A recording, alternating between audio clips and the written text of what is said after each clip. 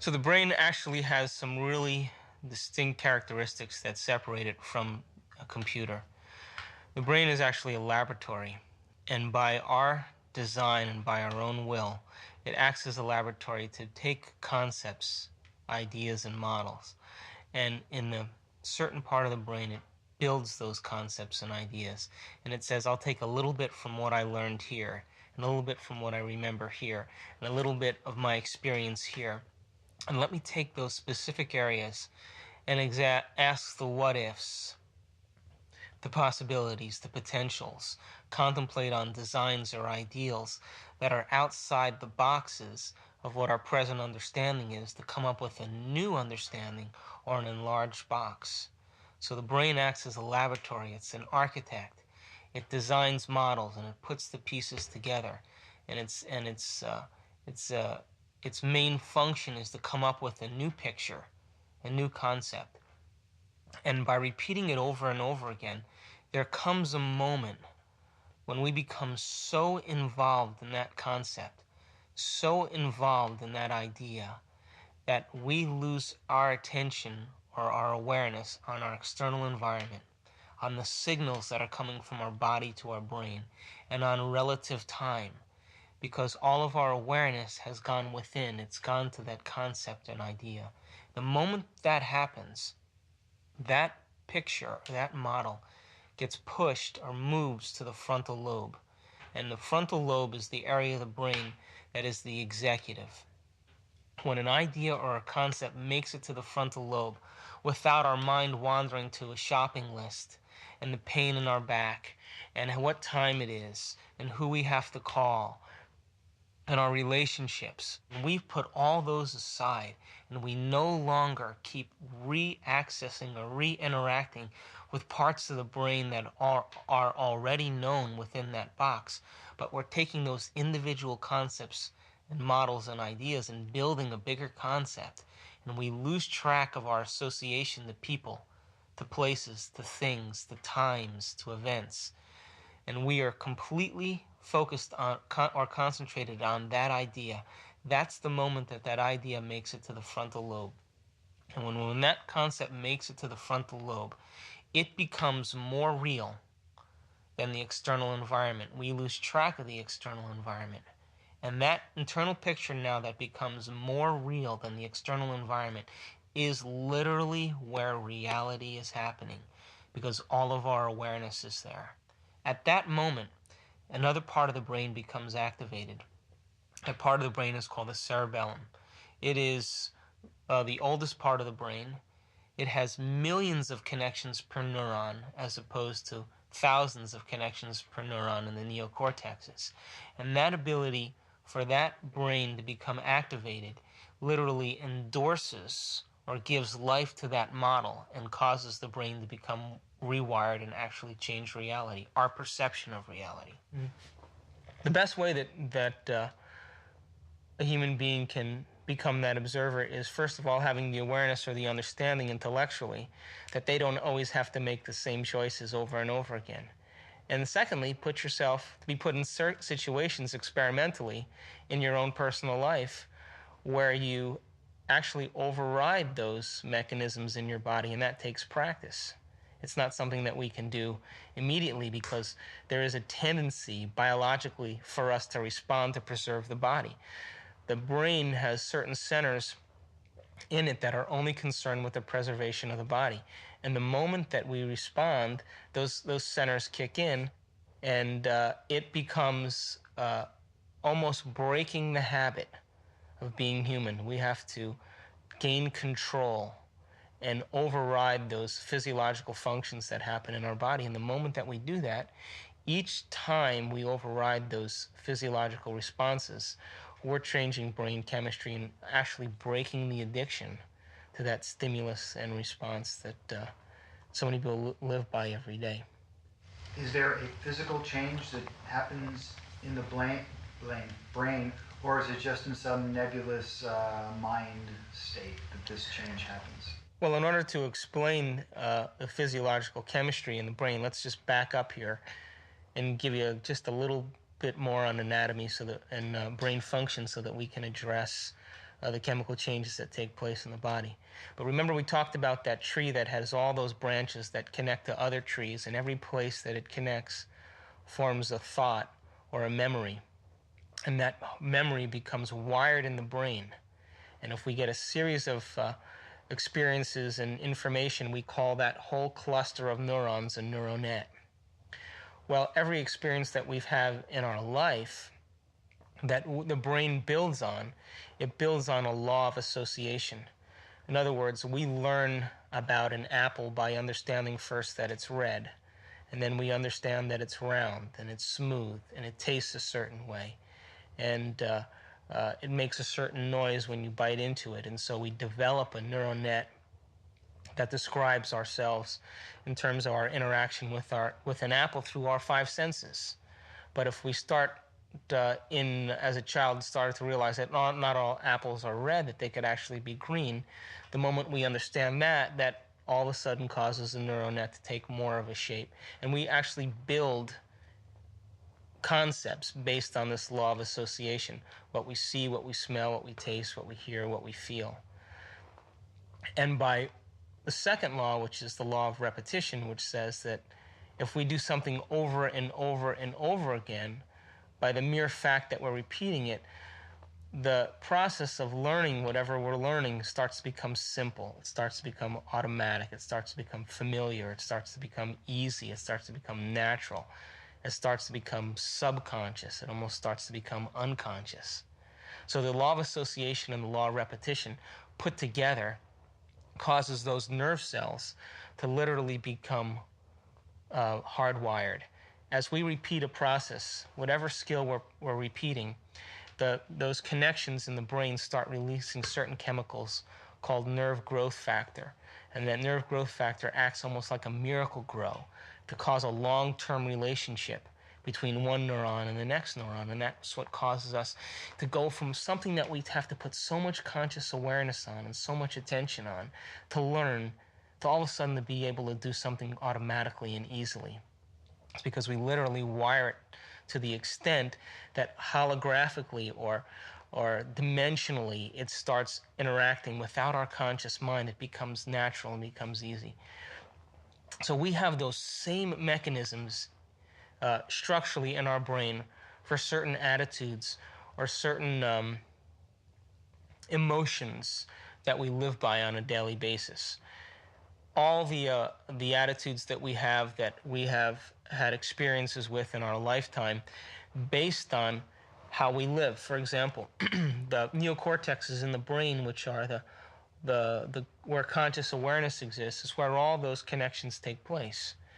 So everybody that we meet has their own series of intellectual experiences and experiences that they've had in their life, whether they were raised in a single family, or they were raised with many children, whether they went to college, whether they studied art, whether they studied law, whether they studied music, what their religious beliefs were, what their culture was, where they lived geographically. All of that forms that neural net in our brain. If they were loved and encouraged as a child, or if they were abused physically.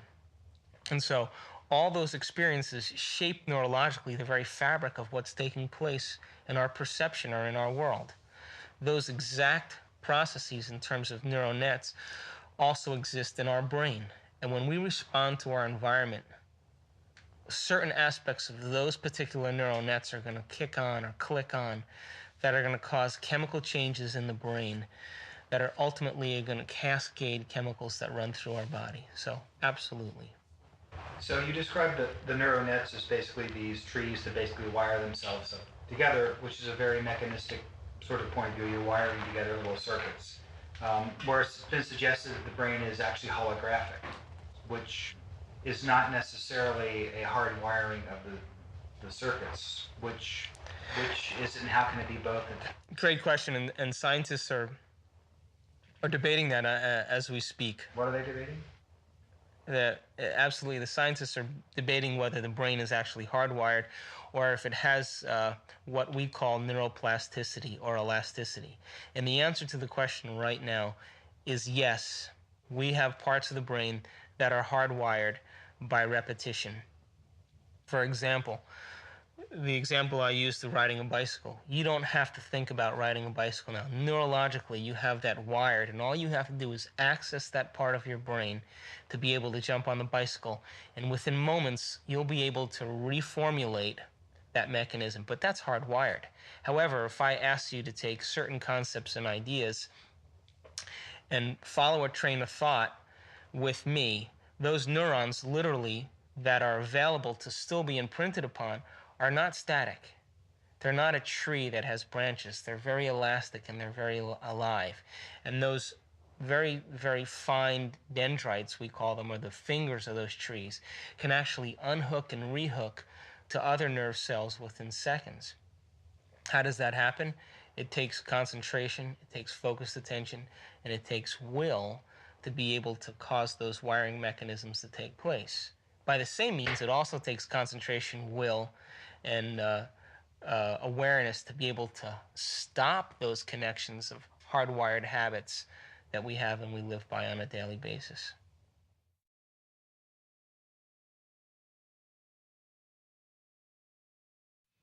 There is this debate in quantum mechanics about, we're affecting things on the micro level, not the macro level. And you've seen in some of the panels at the conference that there's a point beyond which they're not willing to go. And we can sit and discuss those things for a long time, and then we can go and do certain things that can negate what they think is possible. So what do we do with, on the one hand, the scientific model of what they're trying to develop, and then people having these experiences that are complete anomalies? What do we do with those two things? Well, I think if we keep quantum physics and the understanding very simple for the layperson, that our observation has a direct effect on our world, I think if we keep it very simple, then people can get about the business of beginning to practice the skill of observation. See, the subatomic world responds to our observation, but the average person loses their attention span every 6 to 10 seconds per minute. So that doesn't leave a lot of room for our attention span. So how could the very large respond to someone who doesn't have the ability to even focus and concentrate? Maybe we're just poor observers. Maybe we haven't mastered the skill of observation, and maybe it is a skill. And maybe we're so addicted to the external world and so addicted to the stimulus and response to the external world that the brain is beginning to work out of response instead of out of creation. If we're given the proper knowledge and the proper understanding and given the proper instruction, we should begin to see measurable feedback in our life. If you make the effort to sit down and design a new life, and you make it the most important thing, and you spend time every day feeding it like a gardener feeds a seed, you will produce fruit. It may take some time in the beginning, and it may take some time in developing the art to control your mind from all the things that it needs to do. But most people stop because they look for the results in their world after a small amount of effort. And when they don't see those results, they immediately discount its possibility. And yet, right on the other side of that, right past that point where they stopped, is the potential still existing. We're lazy as human beings. We live in a convenience world, and if we don't get our quick, immediate fix on what we need, we're impatient. Quantum law responds to that as well. But we should be willing to sit down every day and take a piece of our day and set it aside and give thanks that we're alive, and give thanks that we have life, and give thanks for the life that we have. And then begin to observe by pure sincerity to design a new possible future for ourselves. And if we do it properly and we observe it properly, we should have opportunities begin to show up in our life, not equal to what we can predict, but outside of our prediction. It must be outside of our prediction, because when it is, we know that it's come from a greater mind. If it's equal to our prediction, then we're creating more of the same. How could we create a new world if we can predict the outcome? We're not creating anything new. And so, to look for feedback in our world, the brain loves feedback. It likes to know when it's succeeded or it's actually accomplished a task so that it'll do it again. And so, that sincerity and that level of mind gives people the opportunity then to apply first some principles of choosing a potential reality and observing it. And by doing it, they're willing to say, I know quantum physics works for the very tiny. I'm aware that it works for the very tiny as well. But when do you become a maverick and say, all of the greats that have ever lived has said it's always start with a thought or a dream, and why not get about the business of applying it to your own personal life? It's not that the quantum field doesn't respond.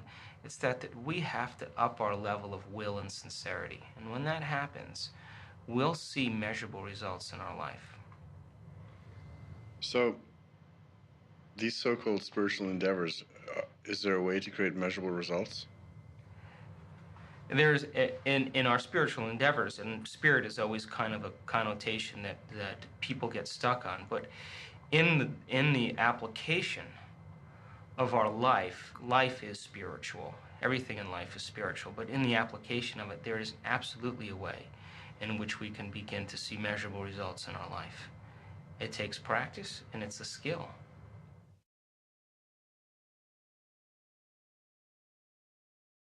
One of the most popular things in the film, of course, is you talking about creating your day. And, there's two single moments in the film that are the highlights, and that's one of them, and the other one is the water crystal exhibition. Where did you come up with the idea of creating your day? Well, it's actually not my idea. There's a school in the Pacific Northwest of the United States called Ramtha School of Enlightenment, and all the students in that school create their day. All of the students in that school get serious about actually no longer becoming the victim of their day, but actually blessing the day and allowing it to unfold equal to their will. Now, everybody has their own measurable level of will. But if we practice our mental rehearsal and our skill in being able to do it will show that certain brain circuits will grow as a result of our effort. It'll get easier to do, in other words. If we accept that idea, then it will allow us to go back the next day and do it with more certainty and with more acceptance. That in itself is no different than praying. You see, there's no religious text that says thought doesn't matter. There's no religious text that doesn't say your prayer and your intention shouldn't be answered by God. But explaining how that happens is what quantum physics and the observer is all about. But still, when we can make thought more real than anything else, our brain is designed to do that. The frontal lobe, with its enormous space, is the altar in which we place a thought. And it gives us the permission to hold a thought for an extended period of time, and it lowers the volume to the external stimuli. We lose track of time and space. That's the moment we're stepping into the quantum field. That's the moment that now we're making thought more real than anything else. So when I create my day, my interpretation, what you saw in the movie is my interpretation of what I do. In other words, if I'm going to sit down and create my day, if I'm going to make the effort, then I am bold enough to ask for a response. I'm bold enough to say, I want it to come, and I want it to be a way that eliminates all of my doubt, and I want it to be just right outside the boundaries of what I can accept or what I can predict, and bring it in a way that usually will keep me in surprise or keep me in wonder, so that it inspires me to do it again and to learn more and to apply more knowledge to my next creation. If you're the observer in that process, then who are you talking to? Well, it's a great question. There's actually me, the observer. That's my personality, my free-willed self, given permission to do whatever I want in my life. Everybody has that free will. And then we have a constant aspect of ourself, the observer who's observing life in all of things. It is the force, the intelligence, the will that holds it all together. Now, every human being has that is alive. They're connected to it. And it is allowing and loving enough to give us life independent of our moods or choices or opinions. When that observer is observing life into me, and I emulate that same principle in observing my life, I am enacting the same action as the observer creating life. I am creating a life. And when we align with that principle, we are emulating our greatest potential, which is creation.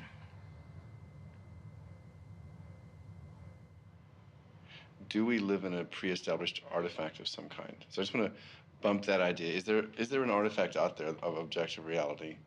You know, because there's also this idea that we're creating reality.